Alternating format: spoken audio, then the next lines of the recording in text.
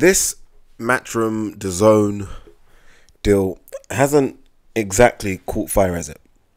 I mean, let's be honest, it hasn't. I don't think anyone is too excited about it yet. No one's excited about the sign-ins. No one's excited about the events coming up. I will say we will get excited when Billy Joe Saunders, Demetrius Andrade runs through. That's coming, when's that, October?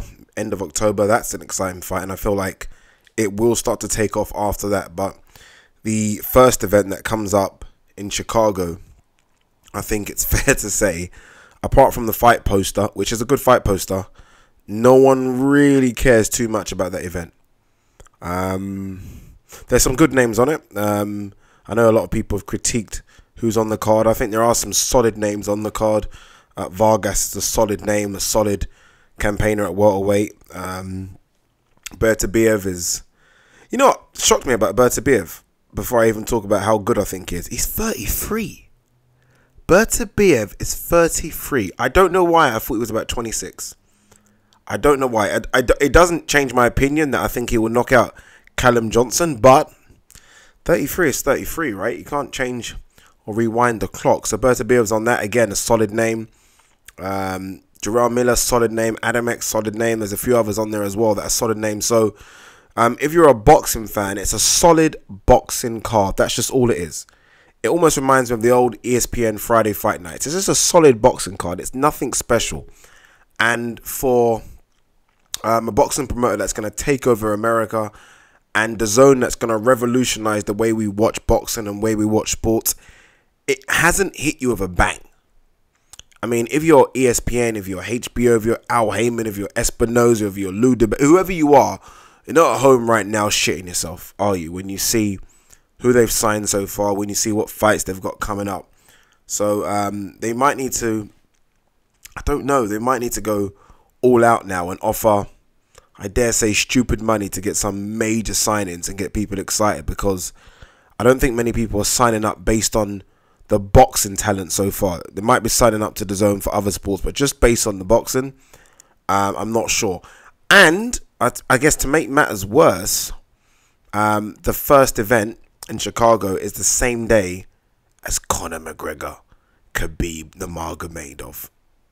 Now, I don't know if you guys are MMA fans, but if you are, you know that that is one of, if not the biggest MMA fight of all time.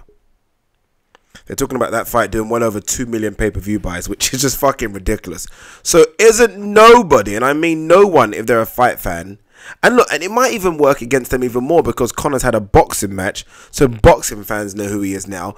So who's going to sign up the same day Conor McGregor's fighting Khabib Nurmagomedov? Who's going to be interested in your show, which is headlined by Jesse Vargas versus Delorme, when Conor McGregor returns after a near 2-year hiatus to take on an unbeaten Russian who used to fight bears? That's on YouTube, by the way. If you guys haven't seen it, type in Khabib Nurmagomedov, I can't spell his surname, versus a bear. When he was about 9, he used to wrestle baby bears.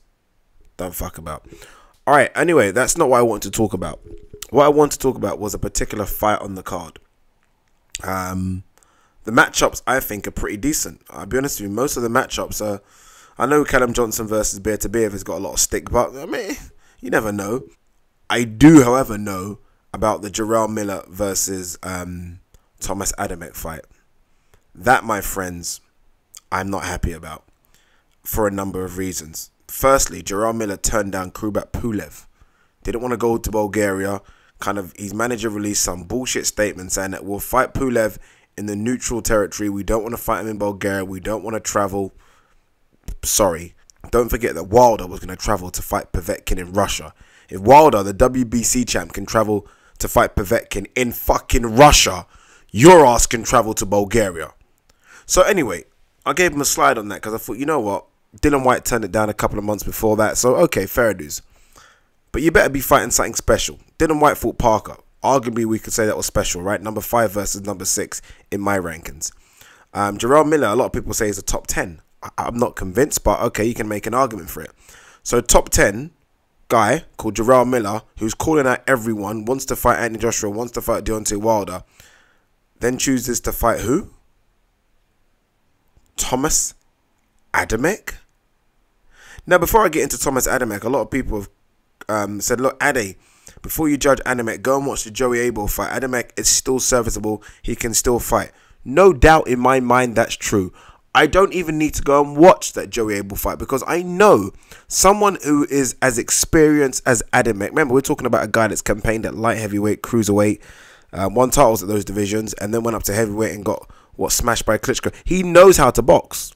You don't fight as many fights as he's fought, which I think is something ridiculous, like 55, 56 fights, without knowing how to survive, how to box, how to clinch, how to make it awkward for your opponent, how to get decisions. I get all that. But the fact remains is that he is 41. He hasn't been his best for 6 or 7 years now. He's fighting an unbeaten, massive heavyweight who's been calling out world titleist. If you're Jarrell Miller, you don't go from fighting Dupas, who is a solid top 20, top 25, to fighting Adamek. You just don't. And I don't see what he gets from this. But knowing Jarrell Miller the way I think we start to know him now, he's going to beat Adamek, he's going to get on the mic, and he's going to scream for Anthony Joshua. Why the fuck does beating Adamek get you Anthony Joshua? What he's trying to do is jump the queue. And that's bullshit.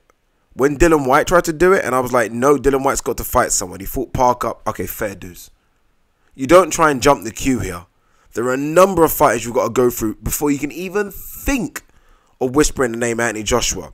You think by going face to face with him at a press conference that somehow makes you, I don't know, his next opponent? Piss off. You've got to do something. And Adamek isn't doing something. Adamek is not doing something. You look at Hughie Fury. Hughie Fury's accepted that fight to go to Bulgaria because he has big balls, not just a big belly. You've got to start doing something, Jarrell Miller. Adamek in Chicago isn't doing something.